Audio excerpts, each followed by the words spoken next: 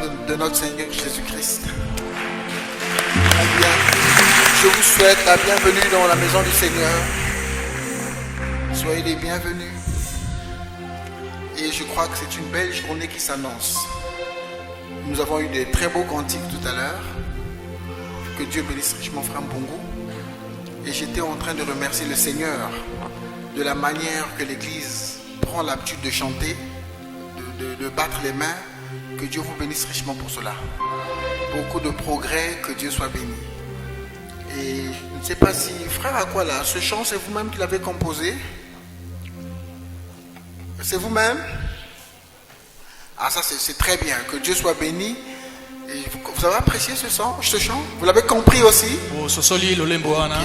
Je crois que c'est une bonne chose que nous ayons dans notre église des frères qui chantent, qui composent. Et combien je vous exhorterai de beaucoup plus écouter ces compositions en interne ici. Parce que du moins nous connaissons la vie de nos frères qui sont avec nous ici. Frère Branham disait qu'il appréciait Frère Neville parce que Frère Neville vivait ce qu'il prêchait. Et nous savons que notre frère Aquala mène une bonne vie. Nous savons que notre frère Mbongo mène une bonne vie. Nous savons que frère Jalfa mène une bonne vie. Et donc je crois que nous serons beaucoup plus bénis si nous écoutions leurs chants. Amen. Et puis certainement qu'ils chantent en restant dans l'harmonie, en accord avec notre vision, notre doctrine. Alléluia. Amen. J'ai vraiment apprécié. Je sais que nos frères Merveille et Parfait sont en train de... Ça va mieux? Sont en train de... Que j'éloigne? Ou que je rapproche? J'éloigne. Ok, on m'entend là-bas? Ok, frère Merveille, je disais, frère Parfait, enregistre des chants. En fait, ils ont des studios. C'est bien ça, frère Merveille.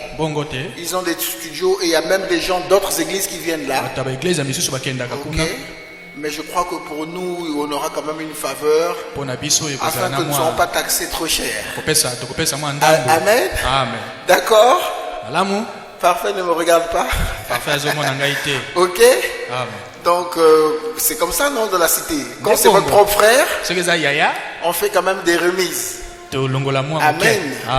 Et je suis très content aussi pour ces deux jeunes frères qui se sont inspirés du projet David Chante. Au départ, ils jouaient le piano un peu comme tout le monde joue. Mais vous savez, ils ont été influencés par de grands musiciens. Je crois que frère Kizito ou frère Aaron a même travaillé à la radio de la RDC, à une des chaînes de radio. Donc ce sont des grands formateurs. Et non seulement qu'ils ont fait beaucoup de progrès dans la musique, mais ils ont aussi fait beaucoup de progrès dans les enregistrements et le mixage. Frère Mbongo, vous confirmez? Frère Mbongo est témoin parce qu'on a travaillé ensemble. Et je crois que Sœur Mip aussi apprécie, n'est-ce pas? Vous êtes là, Sœur Mip? C'est sûr qu'elle apprécie elle aussi. Voilà, c'était les membres du projet David Chante. Et je pensais il n'y a pas longtemps, souvent je pense, quand je vois ces jeunes garçons bien jouer aux instruments, je vois que ça s'aligne à la parole de Dieu. Parfois, les dons se transmettent de parents à enfants. Amen. Et quand vous regardez leurs parents, vous verrez qu'il y avait des musiciens. Amen. Où il y avait des chanteurs et je ne sais pas si vous savez que sœur Mip est musicienne. Elle est instrumentiste. Combien le savent? Ok. Et voyez, les dons, ça vient, ça peut venir de maman, comme ça peut venir de papa. Amen. Moi aussi, je crois que la musique, ça doit venir de mes parents paternels. Parce que mon grand-père avait une guitare. À l'époque, on appelait ça Ndambi. Hein? Je ne sais pas comment Ndambi en français. Hein? Kerele, hein? Likembe. Likembe en français? C'est en français comme ça? En français. Il n'y a pas de nom en français parce que c'est un instrument africain. Lui, il jouait à cet instrument, mon grand-père. Et son premier fils, mon oncle, jouait à la guitare. Vous voyez, ça commence à se transmettre. Et nous qui sommes de la 3e génération, mon grand frère joue de la guitare. Ok, moi aussi un peu. Et j'ai ma soeur cadette qui chante bien. J'ai une soeur qui joue au piano. J'ai un cousin direct qui joue mieux la guitare que moi. Et vous avez connu le frère, celui qui était appelé frère Sirlé. On a eu un frère qui est venu au message, qui est venu au message. Et dès qu'il était entré en contact avec le message, il avait commencé à composer des chants. Et mes nièces aussi sont en train de partir dans la musique. Et je vois aussi mes enfants de temps en temps chanter. Je crois que ça continue comme ça. Je crois que nous sommes en train d'enregistrer un chant où il y a même Jekolia a enregistré. Amen. Donc, si je le dis, c'est pour que nous puissions avoir de bonnes habitudes. Et ces bonnes habitudes peuvent être transmises de parents à enfants. Amen. Et dans l'intelligence, ainsi de suite. Amen. Alors, je voulais vérifier si nous avions des visiteurs aujourd'hui. Si vous êtes là pour la première fois, veuillez vous lever s'il vous plaît, afin que nous vous souhaitions la bonne bienvenue. Madame, j'ai vu monsieur. On va vous tendre le micro. Vous direz votre nom, votre église d'origine. Et vous direz aussi qui vous emmenez ici.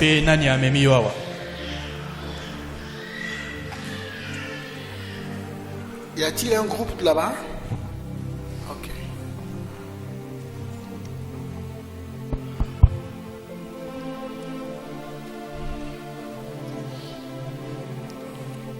Moi, le nom c'est Ipamou James. Je reviens d'une église appelée ADC à Jacopango. Et qui vous a invité ici? C'est mon frère Pangui Anthony, ici présent, celui qui m'a invité. Très bien, que Dieu soit béni. Restez debout. Merci. Et il y a une dame derrière. Dehors, y a-t-il quelqu'un? Je m'appelle la sœur Mercia. Je suis de l'église évangélique. On m'a invité chez le frère Merveille Maléké. Ok, très bien, sœur Mercia et frère James. Nous sommes heureux que vous soyez avec nous aujourd'hui. Nous vous prions d'être attentifs. Nous croyons le message prêché par le prophète Branham. Et c'est ce que nous allons, c'est sur cette base-là que nous prêchons ici. Et ce que nous sommes, c'est grâce à ce message, n'est-ce pas? Et je pense que nous sommes un peuple assez sanctifié. Nous allons au ciel. Et nous savons qu'il existe un ciel. Et nous connaissons le chemin pour aller au ciel. Les astronautes ne connaissent pas ce chemin, mais nous le connaissons grâce à ce message. Donc nous vous souhaitons la bienvenue au nom du Seigneur Jésus. Asseyez-vous, sentez-vous à l'aise. Ok, alors je pense que tout le monde est en posture. On peut commencer? Nous allons incliner la tête pour prier. Dieu Tout-Puissant, Seigneur de tout l'univers, nous te remercions de ce privilège que nous avons d'être rassemblés dans ta maison. Seigneur, nous te remercions pour la nuit qui est passée avec la pluie, ô Dieu Tout-Puissant. Et Seigneur Jésus, le fait qu'il ait plu dans la nuit, ô Dieu, il n'y avait aucune certitude qu'il pleuve ce matin. Et nous te remercions pour cela. Puisse le temps nous être favorable. Puisse ton atmosphère être de la partie. Puisses-tu nous parler, nous bénir, nous soutenir. Me mettre simplement de côté, Seigneur Jésus-Christ. Mais toi, le bon berger, parler, ô Dieu, à tes brebis. Et rattraper ceux-là qui s'égarent. Et affermir ceux qui marchent sur le chemin. Et pour nos visiteurs, nous te les confions, afin que toi qui es bon, tu puisses aussi leur parler. Que béni sois-tu à jamais. Bénis les frères et les sœurs qui les ont invités. Au nom du Seigneur Jésus-Christ. Amen. Nous allons nous lever pour lire dans le livre d'Ézéchiel, au chapitre 33. Ézéchiel tukumisato na misato.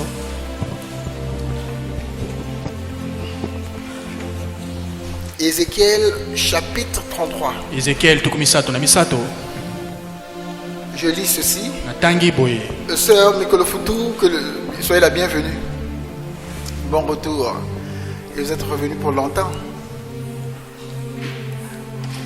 Et combien j'espère, je souhaite que vous soyez revenu pour longtemps. On a besoin de vous ici. Merveille, es-tu là? Merveille est là? Maman, Merveille est-elle venue? Elle est là? Elle est à l'étage, ok. Merveille, où es-tu? Wapio, Merveille. Lève la main pour que je te voie. Tombola loboko. À l'extérieur? Elle est à l'extérieur, ok. C'est ça? Merveille, où es-tu? Merveille, Wapio. Ok, Merveille, je veux que tu sois régulière à tous les cultes. Ça va, maman? Je veux que tu sois régulier, sauf s'il y a des problèmes de travail ou d'école. Et si tu es absente, tu cherches du crédit, tu m'appelles pour m'informer, tu seras absente et pour dire pourquoi. Amen. Amen. Bien, alors nous allons donc lire Ézéchiel chapitre 33. Nous lisons ceci. La parole de l'Éternel me fut adressée en ces mots. Fils de l'homme, parle aux enfants de ton peuple et dis-leur, lorsque je fais venir l'épée sur un pays et que le peuple du pays prend dans son sein un homme et l'établit comme sentinelle, si cet homme voit venir l'épée sur le pays, sonne de la trompette et avertit le peuple, et si celui-ci entend le son de la trompette, ne se laisse pas avertir et que l'épée vienne le surprendre, son sang sera sur sa tête. Il a entendu le son de la trompette et il ne s'est pas laissé avertir. Son sang sera sur lui. S'il se laisse avertir, il sauvera son âme. Si la sentinelle voit venir l'épée et ne sonne pas de la trompette, si le peuple n'est pas averti et que l'épée vienne enlever à quelqu'un la vie, celui-ci périra à cause de son iniquité, mais je redemanderai son sang à la sentinelle. Et toi, fils de l'homme, je t'ai établi comme sentinelle sur la maison d'Israël. Tu dois écouter la parole qui sort de ma bouche et les avertir de ma part. Quand je dis aux méchants, méchant, tu mourras, si tu ne parles pas pour détourner le méchant de sa voie, ce méchant mourra dans son iniquité et je te redemanderai son sang. Mais si tu avertis le méchant pour le détourner de sa voie et qu'il ne s'en détourne pas, il mourra dans son iniquité et toi tu sauveras ton âme. Et toi, fils de l'homme, dis à la maison d'Israël, vous dites, nos transgressions et nos péchés sont sur nous et c'est à cause d'eux que nous sommes frappés de langueur. Comment pourrions-nous vivre? Dis-leur, je suis vivant, dit le Seigneur, l'Éternel. Ce que je désire, ce n'est pas que le méchant meure, c'est qu'il change de conduite et qu'il vive. Revenez de vos mauvaises voies. Et pourquoi mourriez-vous, maison d'Israël? Et toi, fils de l'homme, dis aux de ton peuple, la justice du juste ne le sauvera pas au jour de sa transgression. Et le méchant ne tombera pas par sa méchanceté le jour où il s'en détournera. De même que le juste ne pourra pas vivre par sa justice au jour de sa transgression. Lorsque je dis au juste qu'il vivra, s'il se confie dans sa justice et commet l'iniquité, toute sa justice sera oubliée et il mourra à cause de l'iniquité qu'il a commise. Lorsque je dis au méchant, tu mourras, s'il revient de son péché et pratique la droiture et la justice, s'il rend le gage, s'il rend ce qu'il avait peut-être s'il restitue ce qu'il a ravi, s'il suit les préceptes qui donnent la vie sans commettre l'iniquité, il vivra, il ne mourra pas. Tous les péchés qu'il a commis seront oubliés. S'il pratique la droiture et la justice, il vivra. Les enfants de ton peuple disent, la voix du Seigneur n'est pas droite. C'est leur voix qui n'est pas droite. Si le juste se détourne de sa justice et commet l'iniquité, il mourra à cause de cela. Si le méchant revient de sa méchanceté et pratique la justice, la droiture et la justice, il vivra à cause de cela. Vous dites, la voix du Seigneur n'est pas droite. Je vous jugerai chacun selon ses voies, maison d'Israël. Que le Seigneur ajoute des bénédictions à la lecture de sa parole. Alors nous revenons sur notre sujet. Un homme appelé de Dieu. Un sujet où nous apprenons beaucoup de choses. Où nous apprenons aussi sur nous-mêmes. Parce que ce sujet peut-être certainement est en train de révéler la position de chacun de nous. Mais je voulais rappeler, Église, et d'ailleurs même insister, que la position, on ne l'a pas en Égypte. On ne l'a pas dans le désert. Sharon, Biossi, je veux que tu me suives. Ok, et prends une meilleure posture. Donc je disais que la position, c'est à Canaan qu'on est positionné. Et vous ne pouvez pas être positionné dans le corps de Christ tant que vous n'avez pas reçu le baptême du Saint-Esprit. C'est pourquoi cherchons premièrement le royaume et la justice de Dieu afin que nous puissions être positionnés. Les 5 ministères dont je parle ici, ce sont les ministères qui sont dans le corps de Christ pour l'édification du corps, afin que le corps parvienne à la perfection. Amen. Amen. Et nous avons déjà parlé de l'apôtre. Je crois que nous avons déjà touché tous les ministères. L'apôtre, c'est un missionnaire. C'est un envoyé. C'est un créateur d'église. Amen. C'est quelqu'un qui a pour cible le monde. Il va présenter le message. Il va présenter l'évangile. Voilà le rôle de l'apôtre. Et quand il va là-bas, il va pour les préparer, pour leur donner l'information, mais aussi pour les mettre en posture de demeurer dans ce message. Amen. Quand je parle du message, c'est par rapport à aujourd'hui. Et avant, c'était l'évangile, et ainsi de suite. Vous êtes avec moi? Amen. Donc c'est un envoyé. Nous avons vu le prophète. Le prophète, c'est celui par qui vient la parole. Et c'est à lui que vient la parole. Si Dieu veut nous parler, il ne va pas nous parler directement. Parce que dans Deutéronome 18, il avait dit qu'il allait désormais nous parler au travers d'un homme. Donc si Dieu veut dire que demain là-bas il y aura un incendie, Dieu va parler par quelqu'un qui a un don de prophète. Amen. Mais Dieu aussi nous parle au travers de la parole.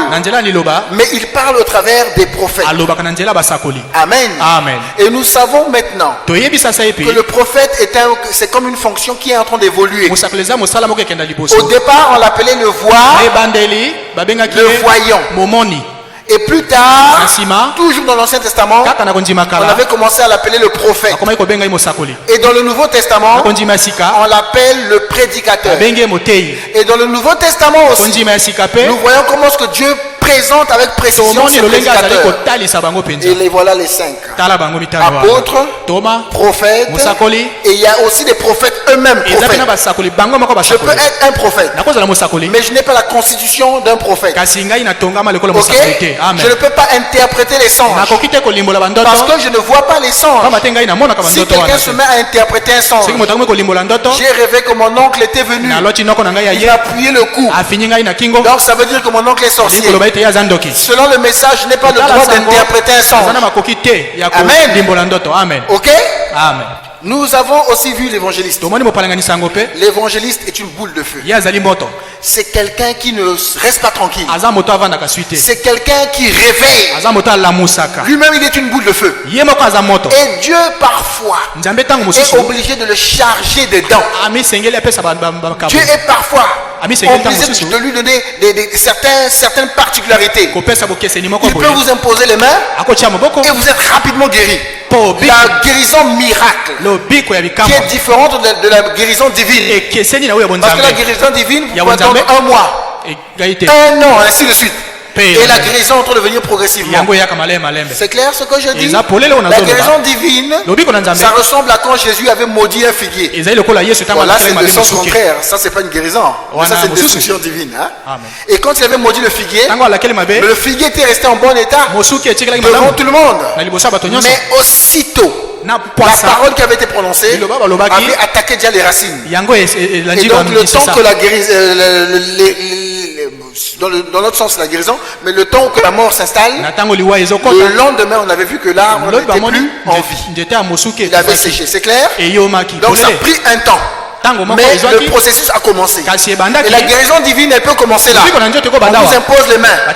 Le processus commence. Amen. Et qui tient la guérison divine? C'est la foi. Amen. Tant que vous avez foi, la guérison divine progresse. Mais quand pendant que vous avancez, l'incrédulité vient, l'incrédulité a les mêmes capacités que la foi. Mais lui, il fait le travail inverse. Vous êtes avec moi? Amen. L'incrédulité est capable de vous arracher la santé. Vous savez, vous m'entendez?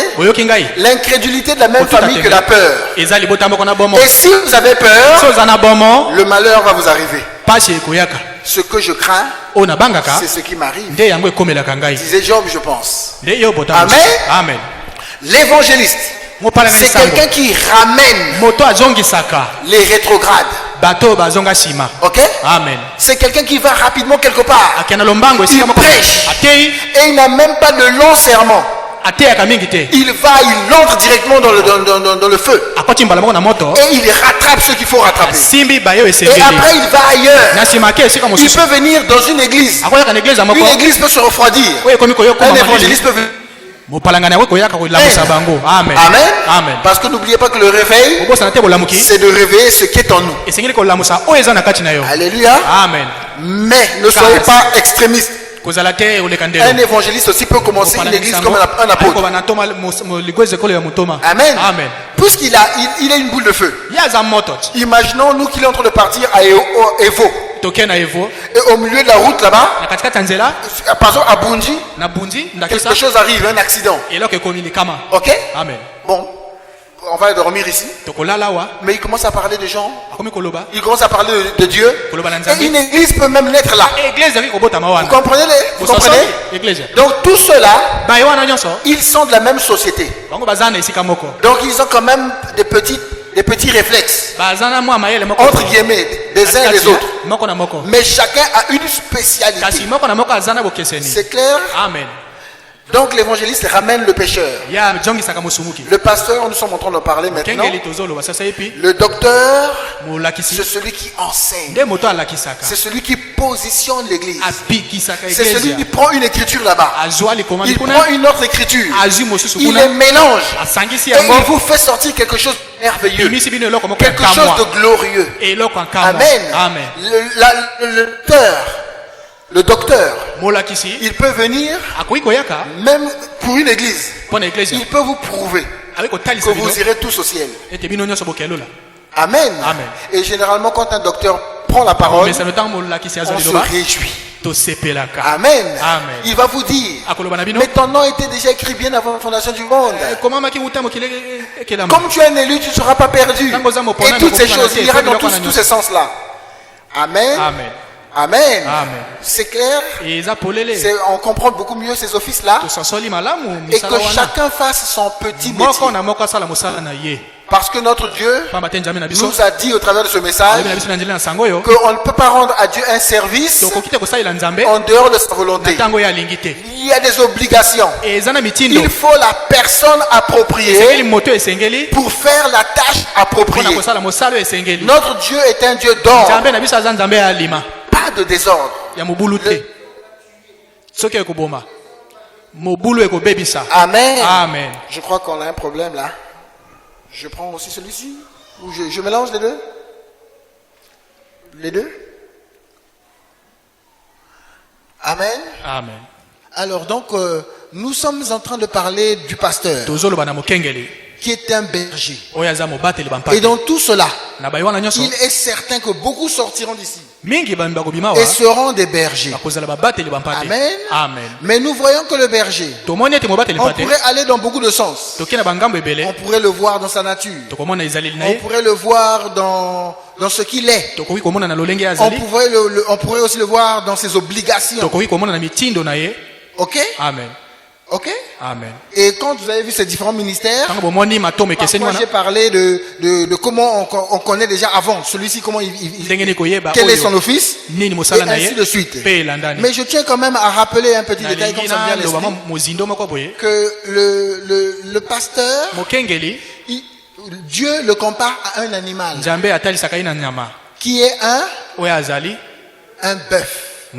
N'est-ce pas? Amen. Et le bœuf, c'est un animal de travail. Peut-être qu'un jour tu seras pasteur. Mais regarde, ce travail demande beaucoup de travail, beaucoup de sacrifices.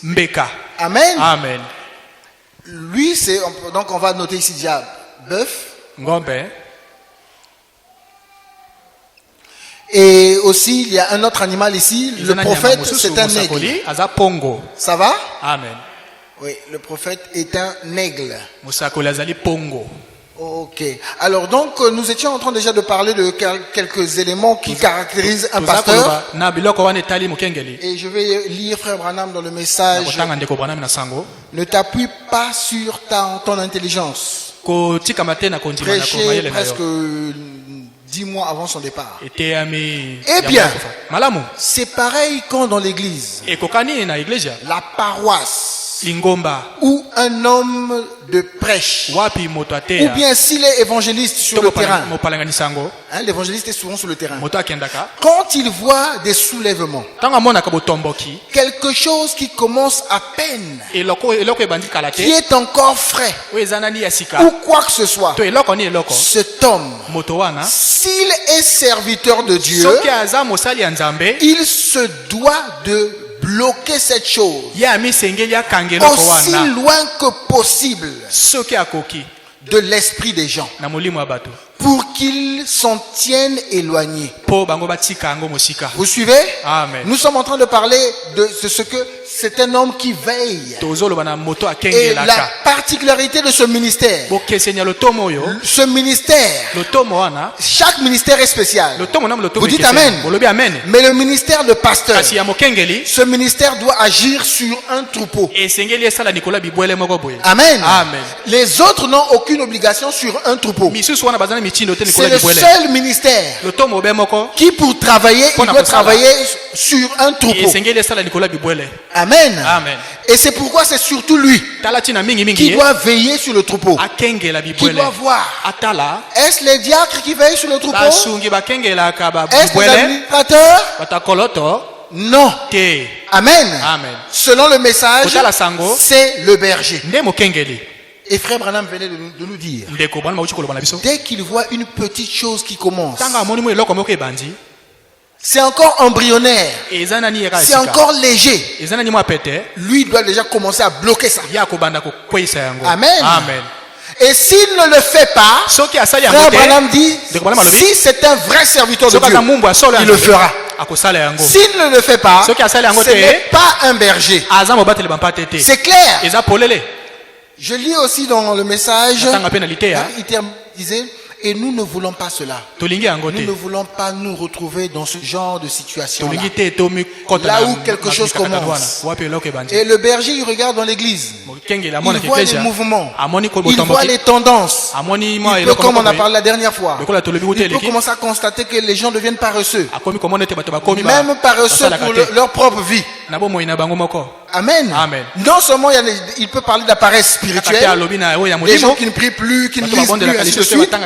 Mais même s'il voit aussi, parce que lui son but c'est de vous mettre en bonne condition avec Dieu, pour que vous restiez toujours en communion avec Dieu. Mais s'il voit que vous ne travaillez pas, Amen. Amen. Il doit vous appeler pour vous dire, mais pourquoi tu ne travailles pas? Parce qu'il est écrit, l'homme gagnera le pain à la sueur de son front. Et si tu n'accomplis pas cette écriture, tu auras telle difficulté ici. Et quand tu auras des difficultés dans ta vie naturelle, tu auras aussi des difficultés dans la vie spirituelle. Parce que si vous n'avez pas de pain à la maison, c'est difficile de vivre la parole de Dieu. Amen. Amen.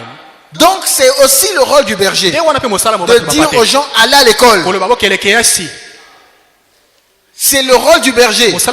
Et plusieurs ont discuté avec moi, où j'ai souvent dit, allez avec les diplômes.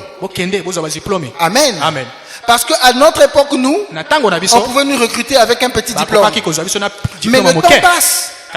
Amen. Amen. Il y a des diplômes. Mon père a commencé à travailler avec le CEP, comme le papa de beaucoup de gens ici, n'est-ce pas? Mais aujourd'hui avec le CEP, pensez-vous que vous allez travailler? Vous allez peut-être travailler quelque part, mais vous allez avoir un petit salaire. Vous allez être un employé. Vous allez être dominé. Or, je veux que vous ayez des diplômes pour que lorsqu'il y aura un choix entre 2 ou 3 personnes, si le frère ici a un plus grand diplôme, ça lui donne déjà un avantage. Amen. Amen. Et s'il y a quelqu'un qui doit réellement travailler, c'est le chrétien. Ne soyez pas paresseux. Et même aussi quand vous avez le diplôme, même pour votre santé, allez faire les briques, allez faire les champs. Faites quelque chose qui va vous inspirer. Et le fait que vous ayez fait de grandes études, vous pouvez avoir des réflexes pour pouvoir créer des projets.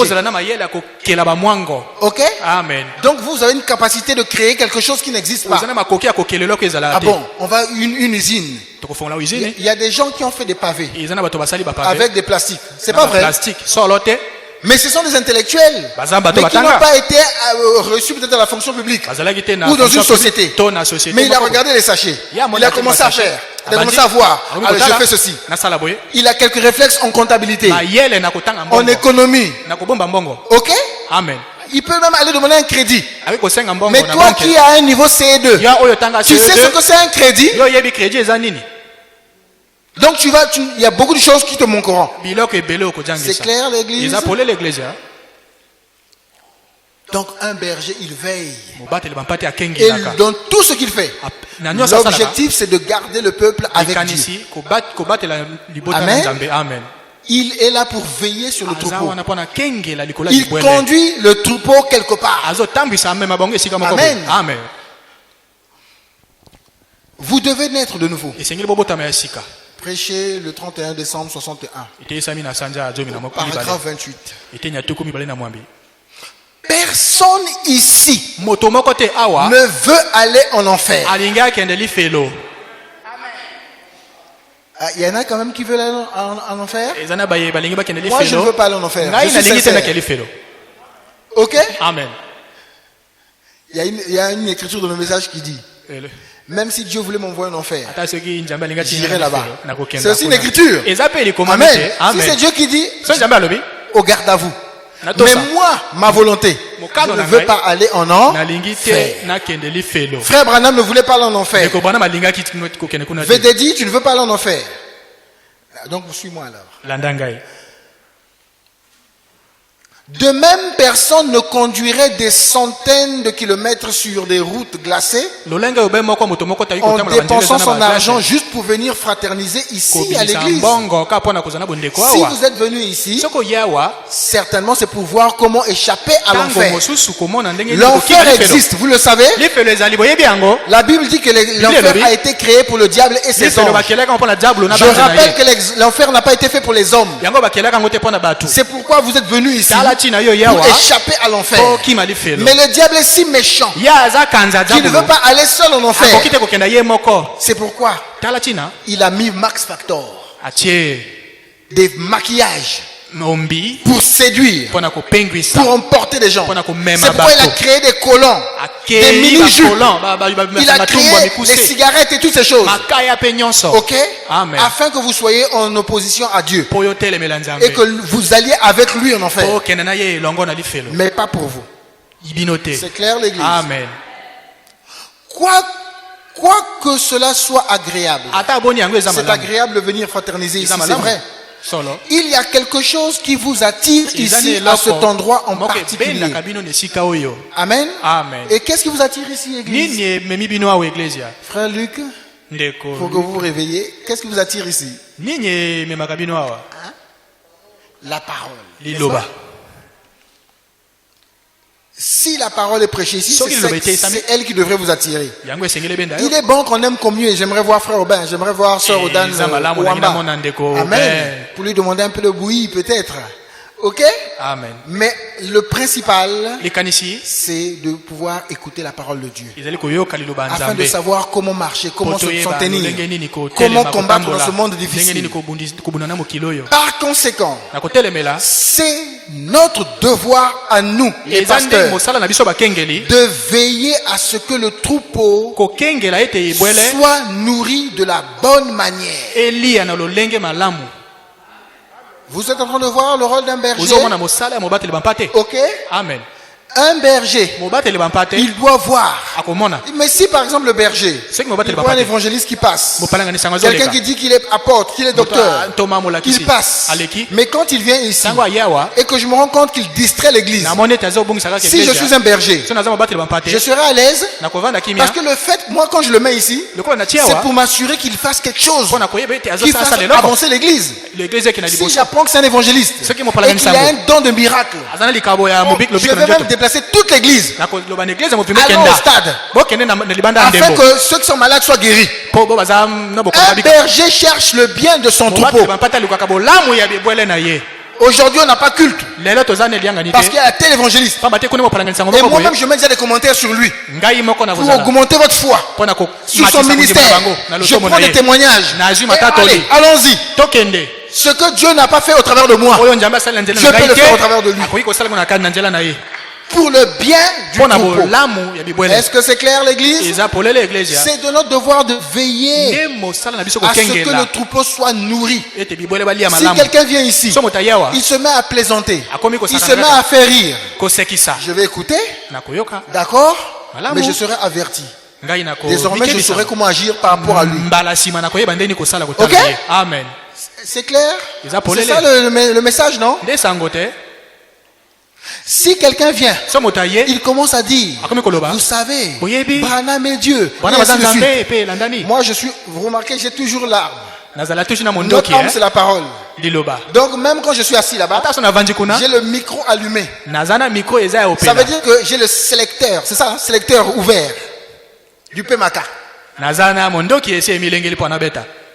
Vous entendez? Amen. Qui que ce soit, Ozala nani. s'il ose vouloir commencer à dire certaines choses, Kolobilo komoko boye. je peux dire, alors église, vous avez entendu? Église aboyoki. S'il vous plaît, allez vous asseoir un instant. Kena novanda Je vais mukia, corriger. hein?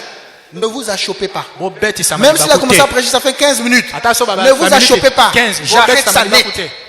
Amen. Ou je fais signe déjà là-bas. Coupez, coupez les sangs, coupez. Okata.